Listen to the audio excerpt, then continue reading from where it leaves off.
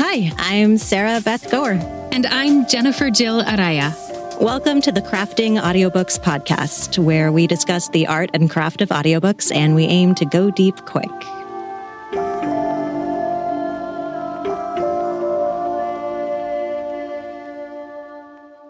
Hello, everyone, and welcome to this episode of the Crafting Audiobooks podcast. We are so excited to be here today with Senior Casting Director at Podium Audio, Tamara Marston. Tamara, thank you so much for joining us today. I am loving being here today. Thank you for asking. Absolutely. And because we are a podcast that goes deep quick, we're going to ask you our first question, which is this. When you are in the process of casting an audiobook for Podium, how do you decide, of the hundreds of narrators that you know, how do you decide which narrators you want to invite to audition? You know, what about those narrators in your mental Rolodex tells you that these are the voices that you want to consider for this particular project? Well, some things are obvious. The author may be providing notes that give, that greatly winnow down the field of narrators based on the information that they give us. We are always conscious of representational casting. Sometimes the authors don't tell us that, so we have to be sleuthy about that and make sure, because it's important. Character spread, besides just the appropriate, age appropriate, that kind of thing. We look for the spread of characters. I do, because I know that some narrators are better at character acting than others that have just a wider voicing pattern. The tone of the book, is this a storyteller book? Is it the genre, of course, makes a huge difference, because some narrators are stronger in genres than others. Am I hitting in the right place here for what you're looking for? Absolutely. You are spot on. Yeah. Just use the usual decisions. And then, of course, that's based on the information that we're given about the book. But then there's also, are these people quick communicators? I mean, we do have a naughty list. We've had somebody that I think, oh, they'd be so perfect, but they're terrible correspondents. Or they've really been late on the last couple of things. And, those things matter. Sure. And we keep them in mind.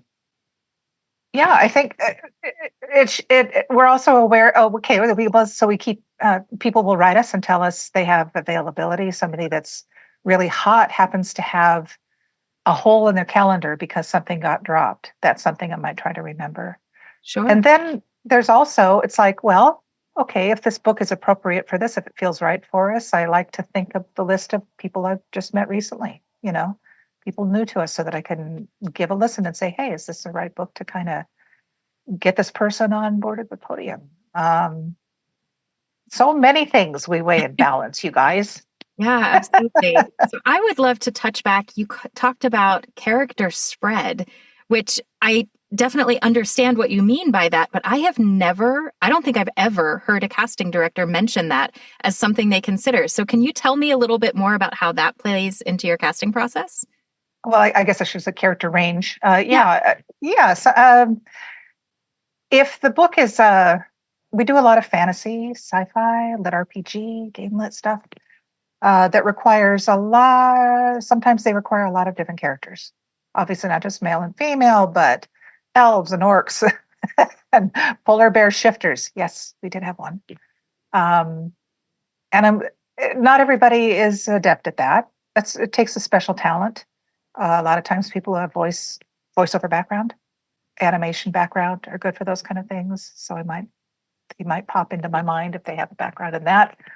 Some books are trickier than others. A rom-com is not going to be nearly as difficult, in that regard, as a high fantasy, or a lit RPG that's set in a different world, or Sure. has different creatures in it, that kind of thing. So that's pretty important. That is really fascinating. Definitely. So put your orc samples up on your website. Yeah, get those orc samples up there, and the polar bear shifter samples. Make sure that you're and label them clearly. That's right. That actually leads to my next follow-up question for you, which is that you mentioned like the tone of the story, and different narrators are sort of inclined towards different genres or different tones, or you mentioned like a storyteller. Like, does this particular book have like a storyteller element, and which narrators are good at that?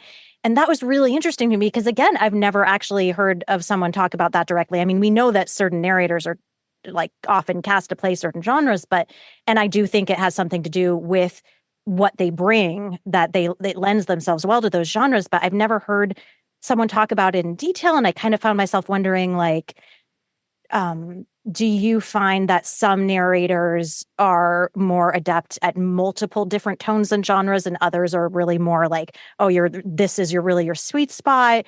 Do you ever end up like, meeting a narrator and thinking like, wow, they're really great at this, and discovering later like, oh, wait, they also do this too? Like, I'd love to hear more about your thoughts on matching narrator to tone. Well, right off the bat, you make me just that last thing you said makes me realize that this is important to mention at this point. I think we have a new database, a narrator database at Podium that is now completely launched. It's been through the alpha, the beta, the gamma, the delta. It's done and ready, and that is it's our best tool for exactly that situation. Say we've met somebody, or I know a narrator through a great rom-com they did. And I didn't know that they also love to do, historical nonfiction or something like that. That kind of information is part of why we did this database is so important to us, and why we've been working so hard on it. It lets us, because now with the database, in other words, I get up a book about, lace making, I don't know, something that inquires, that goes deep into that world, even if it's a fiction thing. I can do a search just for that, for any particular one thing, area of interest or area of strength. And if people really fill these things out fully, which we hope they do, that is the best chance they have for showing up and letting us know that they do other things. Because of course we do meet or get familiar with narrators often through one project. In terms of I guess you want some explanation more about, say, a storyteller kind of, when I think of that. Poke into the craft there. Like, what is that you're describing when you say, well, this narrator can really do this tone or this type of story? Or so I'm thinking epic fantasy, because we have done a lot of that in our past, and those epic fantasies have a very certain tone. And I find it's the usual thing is that we're going to want a Brit narrator for that. Not always, but it's a different craft to immerse, to bring the listener in and do this sort of high fantasy sound. There's a formality to it. There's a gravitas to it, right? If we're looking for rom-coms, obviously we want somebody that can handle humor well. Not everybody's as strong as that in that as others. What else did you mention? Well, tone. You had said tone in general, yeah. Right. So under all of these genres have subgenres, and I was just talking about this on a workshop call yesterday. That when somebody writes us and said, "Oh, I love to do sci-fi," give us more. We want to know that about these subgenres. Do you like space opera, which is, think Star Wars, right? Do you like military sci-fi, which is a lot different style? Know these, and especially too with lit RPG. Don't say game lit. Let us know. Do you like isekai? Do you like, let us know that you know something about these genres, because they are very different. Some of them want an anime style. Some of them there's a storyteller lit RPGs. All of these are a different style. And it's hard to really define what that is. You know it when you hear it. And if you're listening to these genres of audiobooks, you'll know it. You hear it too. Somebody that's great at rom-com could possibly be very poor for a hard sci-fi. Sure. Not always, but I'm going to make sure that I have heard them do something in that genre before I'd consider them, So you said you want to hear them do something. Are you looking for demos? Are you looking for book samples? Are you looking for the narrators to express interest? How do you determine that someone has the ability to do that tone that you're looking for? Well, if I'm really trying to to zero in on a specific narrator and what they know, I go to their website and then I go to Audible and listen to samples because you can search by genre, right? Sure. Um, I definitely do that a lot when I'm looking for, if I want to present a narrator to an author for consideration. If it's an author approval situation, then I look for the best possible sample I can find, and which is easy to do, luckily, on Audible by winnowing down the genre. And then we get surprised by the website samples, which is what we want to be able to do. Yeah, Which sure. I just really exhort people to. I've heard different casting directors say different things. Personally, I love a lot of samples as long as they're clearly labeled. As long as they're not too long, we don't have to like wade through a 6-minute sample to find where's the piece of French accent. Yeah, because you never know what somebody's looking for. Why not give them as much variety as you can? The least favorite thing is when they just will link, they'll say they don't, there's no samples, and they have a link. The website will have a link to their Audible page, which is like, Yeah. I can do that myself. Right. I don't want to do that. I certainly don't want to listen to Audible Presents, the intros, which you get sometimes, or you get a male female dual narration that they're not on the sample for, right? Right. So yeah, really This is important. this is fascinating to me because you're right. And we're not, we talk more about the craft than the business. So, I'm mindful not to Mhm. spend too much time on this, but I'm super struck by the fact that you like websites and you like lots of samples. Because because on my website, I can custom tailor, like, this is what I do best. This is my sweet spot. The Audible samples are like a random section of a book that I recorded that may not show casting directors what I want to show them. So I love when casting directors want to look at my site. And what you're saying about, a lot of people say, oh, don't put too many samples up there. It's too cluttered. You'll overwhelm casting. But I have been so often cast because I had the exact sample that demonstrated the exact thing that they were looking for, that I've been thinking of putting more samples up so that there are more of those like, oh, that's exactly what we were looking for. And so it's very, Absolutely. very intriguing to me to hear you say, well, you are of the opinion, the more the better, and label them well so we can find what we're looking for. Right. Not only just label them well, but organize them well. I know there's that. I was just was part of a workshop where somebody mentioned page fatigue. That you can get a page can end up looking really overwhelming. There are a lot of different ways you can organize that. Boxes, but for page fatigue itself, have on your front page say accents here. Have a different page for accents. Romance samples here. Have a different page for romance samples. Make it clear, make it easy. We don't want to, don't have a lot of navigation back and forth, but personally, I think that's a great solution to not getting the page fatigue or not having to like scroll 4 screens down for something. Yeah, absolutely. Have the links so people can just really quickly navigate to what they're looking for. Especially if someone's an accent specialist. I mean, that right there could be like 15 different samples, and you don't want to have that be the only things on your website. So right. Link just really makes sense. And if you're in doubt, you can ask for feedback. If you have a casting director you have a good relationship for, why not? Yeah. I mean, the worst is you won't get a response because we're too busy. But talk to professionals, talk to somebody who knows about it, and get the feedback. Sure. And I know this is, like Sarah said, digging more into the business side of things than the craft side of things. But I do think that this is a way that narrators can tailor our websites so that you, Tamara, as a casting director, are more able to do your job quickly and easily and efficiently, helping you in your craft. So it's a way that narrators can help you do what you need to do.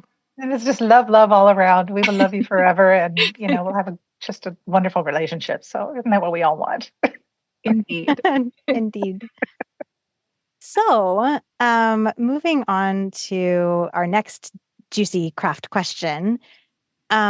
We'd love to hear what are qualities of what you would consider to be stellar narration? And what is an example of a book that demonstrates that stellar narration to you, and why?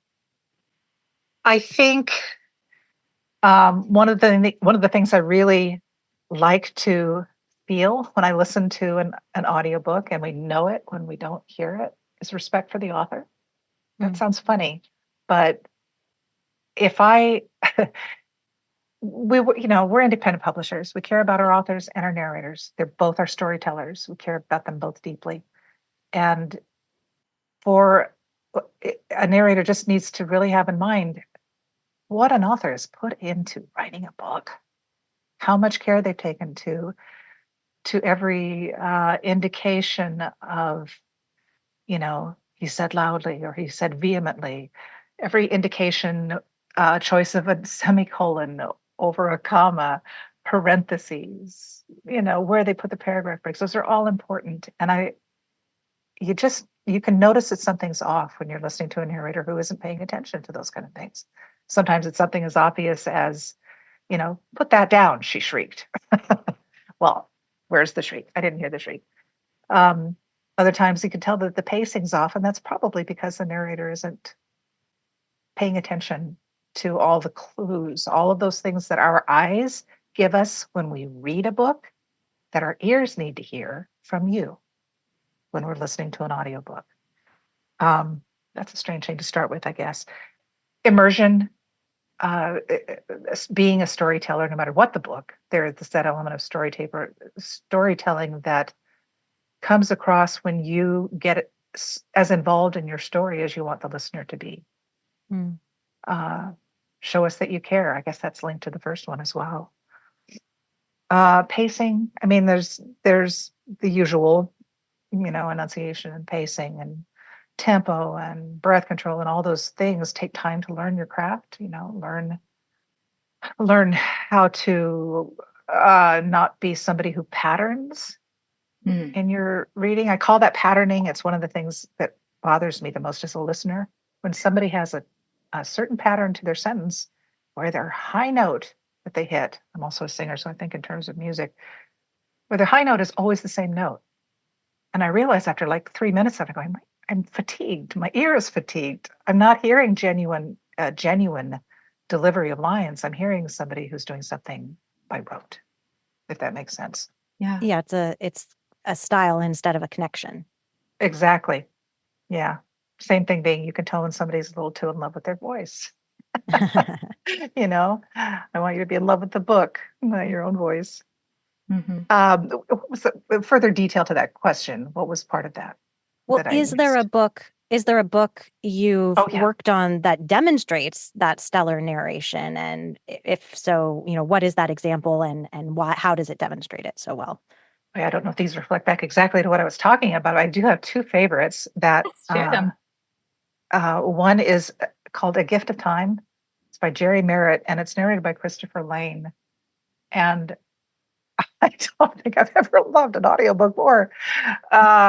It's a time travel thing, which I love, but it's also a lot more than that. That's kind of its rough frame, but it's very people oriented, relationship oriented, and a range of characters that Christopher reads with such ease. There's no forcing. If he's doing an elderly black grandmother who lives in a swamp at one point later in the book, and it's like she's there. And it's not forced. It doesn't sound phony. You can tell he's prepped well. He has faith in himself. He knows the characters really well before he started. His pacing is wonderful. And he just draws you in. Got a wonderful, wonderful sound to it. The other one that I always point up as a great example is called The Wizard's Butler, which is narrated by Tom Taylorson. It's written by Nathan Lowell. And it's got... I think the thing I love the most about Tom's narration is that he's one of these people that has a wide range of characters, but it's not like he does them with any kind of fantasy heightening. They are all just as real as can be. He can switch from, he's one of the best female voicers, can do male to female without sounding artificial at all. And he's again, I guess these are similar because they're both great stories, well told by someone who knows how to tell a story and loves the book. Just really, I think, top of their craft, both of these two narrators. Those are the ones that come to mind. Can I elaborate on that more? Absolutely. Elaborate as much as you like. Do you want me to? Is there more that I can? Yes. can elaborate about. Oh, well, so I had a question I was going to ask. Sure. I love that you pointed out that the fantasy characters just feel like real characters. And I think a lot of times narrators hear fantasy and think that the characters need to be really extreme. And sometimes the books call for that, but sometimes they don't. And so your description of them just doing real characters really spoke to me. Yeah, that a narrator who can make you visualize the character in your head, know it. I mean, it's like, oh, I got who this is. That's a wonderful thing. I need to get other examples, and I will for any kind of future interviews. I'll be cutting this out that have a female narrator, because I'm just drawing a blank right now, and I have so many. Yeah, it's just hard. Okay. It's hard to think of examples at the moment. Sure. I don't think anyone will take it to mean that you think male narrators are better. It was just two examples. Yeah. Yeah. Okay. I think you're fine. All right. Well, moving on, we understand that you have some insight that you want to share with us today, specifically about romance genres, the status of romance in the audiobook marketplace right now, and also some opportunities that you see for new narrators in romance. So I would love to give you an opportunity to speak to that. Well, yes, this is kind of really to say, if you want to be busy right now, if you want to work, consider getting yourself a pseudonym if that matters to you, and getting a website for your pseudonym and taking on romances, because they are by far the fastest rising genre out there, genres, because there's so many aspects of them. But for us especially, I guess being an indie publisher, indie authors go where the popularity is. So those shifts in what's going on can come very rapidly. When they see success in romance, they start writing more romance. And we have Book Talk, which has changed the face of everything, right? Very much. Things become popular and hot very fast. And it's very understandable that not everybody wants to do romance, and a steady diet of romance can be really fatiguing for narrators who want something sometimes with more meat or more, different kind of plot levels, that kind of thing. But I'm just saying it's where it's hot right now.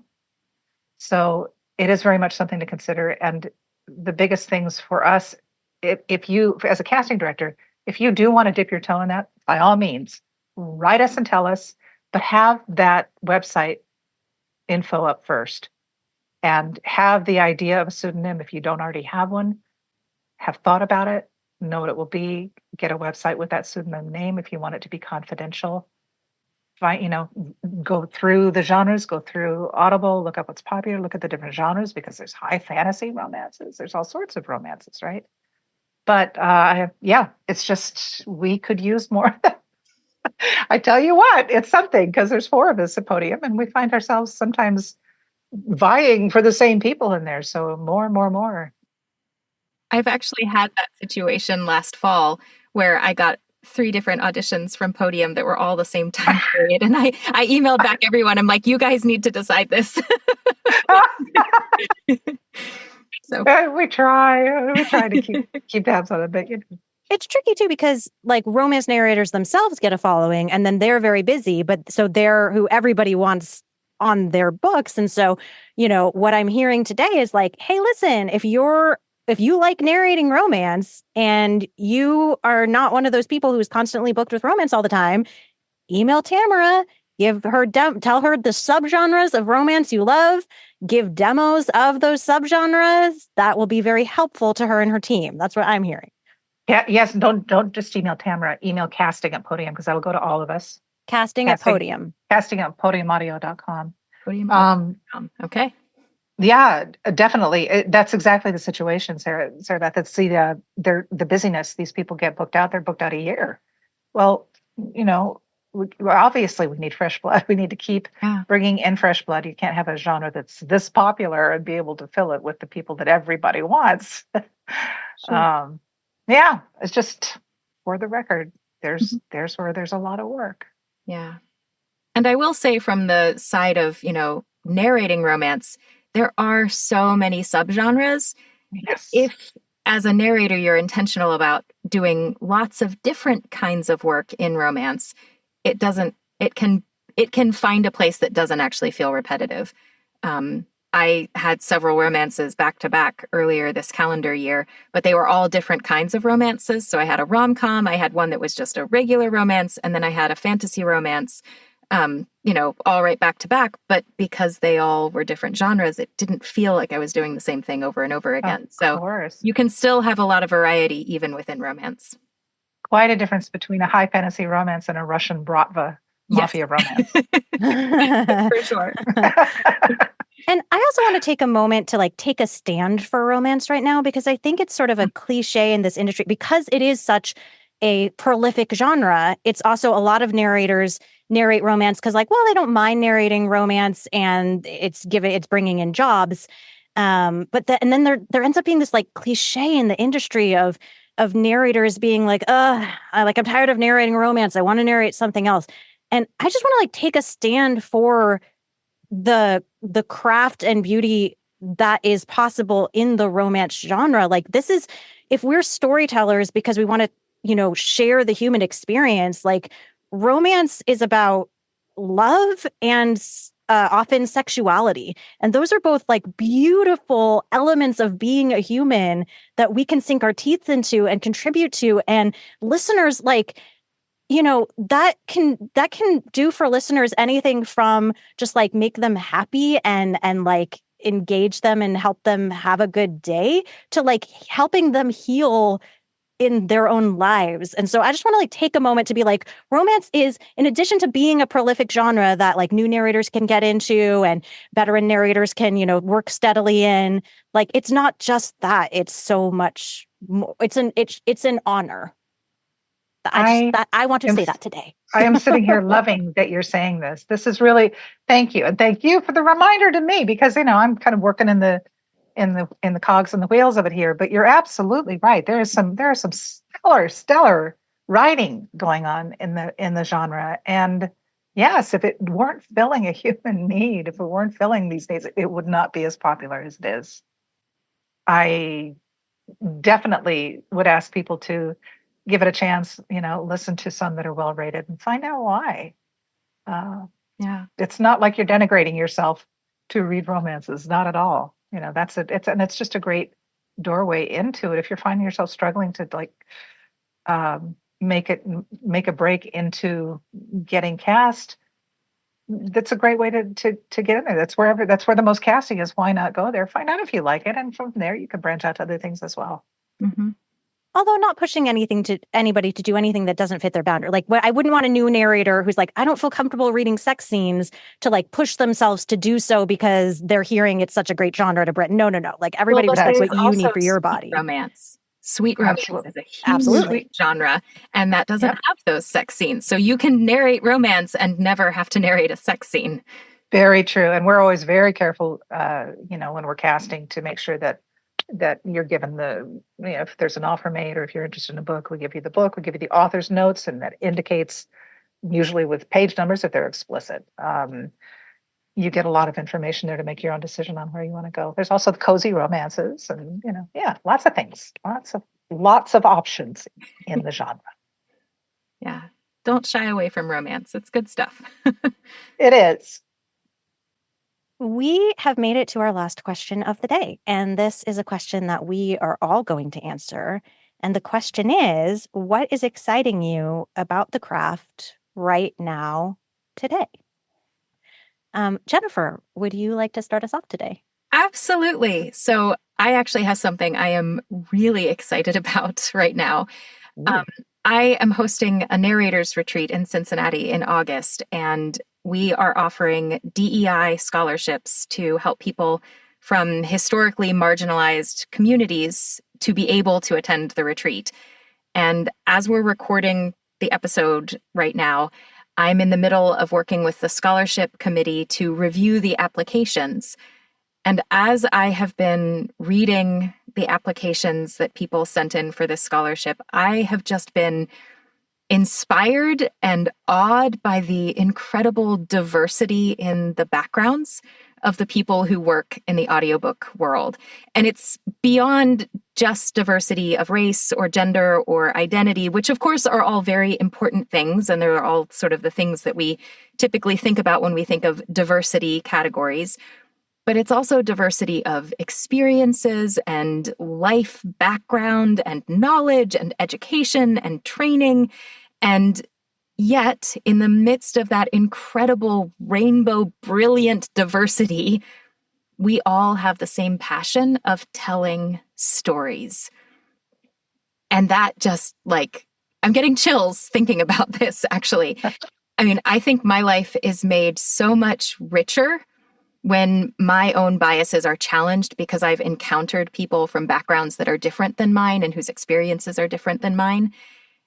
And yeah, so today I am just really excited about the diversity that's present in the audiobook community, and that I personally am becoming a better human by being exposed to all of these amazing people. So yeah, I'm just full of gratitude that I get to work in such a colorful and dynamic and rich space. It's pretty awesome. So that was lovely. That is beautiful, and I'm getting chills too. And that I'm also mindful, and we need to keep doing the work so that all the people of different backgrounds have equal access. Still got a lot of work to do there. And I'm glad you're offering a DEI scholarship as a small, tiny part of that work. Yeah, absolutely. Absolutely. It's just, I'm excited about it. So yeah, we have a great community, and I'm really excited about all of the opportunities that are there, and I want there to be more opportunities for people from all those different backgrounds. Yeah, excellent. Well, Sarah, what is exciting you about the craft of audiobooks right now today? I was working on a rom-com audition, and for listeners who listen to all our episodes, FYI, this is the one I was going to talk about on Tavia Gilbert's episode. Oh, nice. So I was working on this rom-com audition, listened back to check it, and I was like, the dialogue just isn't singing. There's nothing wrong. There isn't a problem, but it's not singing to me. And I suddenly realized, I didn't give these two characters chemistry with each other. It's like a chemistry test in a movie, these two people, how are they interacting in a way that's juicy and snappy and makes me want to follow their relationship. And so I went back and did another draft of the dialogue with that in mind, and it really, brought it to life more how I had and hoped for. And I realized that a rom-com audition in particular, or a romance in general, was a great reminder of that, because the chemistry of the main people falling in love is the main point of the story. But it's actually a reminder that applies to any character at any time, because my personal theory is that any two humans or three humans or however many humans are there, they have some kind of chemistry with each other that's happening. Even if that chemistry is, you bore me, or I hate you, or I'm jealous, whatever it is, there is some kind of quality of chemistry there. And so it was a great reminder to bring that chemistry to any dialogue situation as best they can. That's and I got excellent. so excited I hit the mic. So if y'all heard that, that's because I was gesticulating so excitedly. I love that. So I've heard this several different places, so I'm not going to attribute it to any one particular audiobook coach. But, if there are characters in a rom-com, they don't know that they're in a rom-com. From the character's perspective, they could be in a mystery thriller, or they could be in just a literary fiction. And so I love that idea of making sure that you're really getting the chemistry of the characters in that particular situation and honing in on that, because that is something that is genreless. It is, we've talked a lot today about the differences between the genres, but that element that's the same is that the characters are the characters outside of the genre. So the storytelling tone might be genre specific, but the characters are just people, or aliens, or shifters, as the case, or AI, whatever. I might even argue that perhaps the chemistry of the characters is what creates the feel of the draw. Like, because when we say they're genreless, what we're saying is you can't play a genre. We're saying like, don't narrate a romance like this and a horror story like this, right? Like that's what we're saying is that you can't play a genre. But like Tamara said earlier in the interview, different genres do have different tones to them. Well, what creates that tone? And I think there are probably lots of answers to that question. And I might argue that one answer might be the quality of the chemistry between the characters. That's good point. Very good insight, Sarah. I like it. Tamara, what is exciting you about the craft of audiobooks today? There's a lot. You know, I was just having this conversation.